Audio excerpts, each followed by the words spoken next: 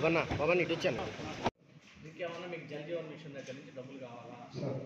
ఇవన్నీ ప్రాపర్గా చేయండి. ఊరికే తూతూ మంత్రంగా గబగబా చేసి 90% ఏంటంటే మీరు ఊరికి ఏదో చేస్తారు, ఆ తర్వాత పని చేయవు, వాటర్ రాదు, మళ్ళా అంత గందరగోళం. 10 రోజులు లేట్ అయినా పర్లేదు, 4 రూపాయలు డబ్బులు ఎక్కువైనా పర్వాలేదు. ప్రతి గ్రామానికి మంచినీళ్ళు కావాలా?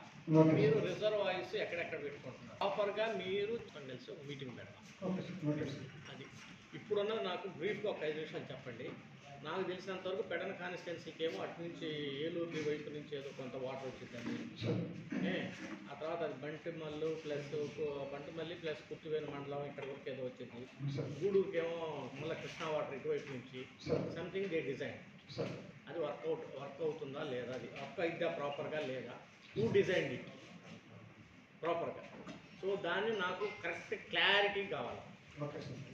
మనం ఏంటంటే 365 డేస్ పోలవరం వాటర్ వాడుకొని వచ్చేటువంటి వాటర్ని, అంతకుముందు ఏదో మన కొండల మధ్యలో ఏదో చూసాం కొంత ప్లేసు గన్నవరం కాన్స్టిట్యున్సీ, అక్కడి నుంచి గ్రావిటీ మీద వెళ్ళిద్దని కొంతమంది చెప్పారు మీ ఆఫీసర్సే. సార్ ఉదయం అమరేశ్వరరావు గారు ఎస్సీ గారు రిటైర్డ్ ఎస్సీ గారితో మాట్లాడటం జరిగింది సార్. ఆయన డిజైన్ ఉన్న దగ్గర 2 పెద్ద రిజర్వాయర్ కట్టేసేసి అక్కడి నుంచి పైప్ లైన్ మన కంప్లీట్గా అమరగడ్డ దాకా కూడా నుంచి డైరెక్ట్ పైప్ లైన్ ద్వారా వాటర్ వచ్చేటట్టుగా ప్లాన్. మచిలీపట్నం నుంచి నేను 2వ పార్లమెంటు సభ్యుడిగా ఎన్నికైన తర్వాత మొట్టమొదటిగా కలెక్టర్ గారి యొక్క ఆధ్వర్యంలో అధికారులతో కలిసి పెండింగ్ ఇష్యూస్ ఏదైతే ఉన్నాయో వాటిలన్నిటినీ రివ్యూ చేయటం జరిగింది. ప్రధానంగా మనకున్నటువంటి సమస్య మంచినీళ్ళ సమస్య.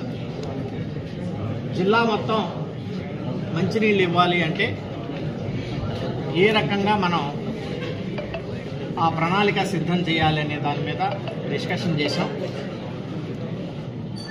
365 రోజులు ప్రతి గ్రామానికి నీళ్ళు ఇవ్వాలి. నా 7 శాసనసభ్యులు అలాగే మంత్రివర్యులు కలిసి నెక్స్ట్ దీన్ని ఇన్ డీటెయిల్గా ఈఎన్సీ గారితో కలిసి ఒక మీటింగ్ పెట్టి జలజీవన్ మిషన్ నుంచి డబ్బులు తీసుకురావటమే కాదు, అది ఒక మంచి కన్సల్టెంట్కి ఇచ్చి వచ్చే 40-50 సంవత్సరాలు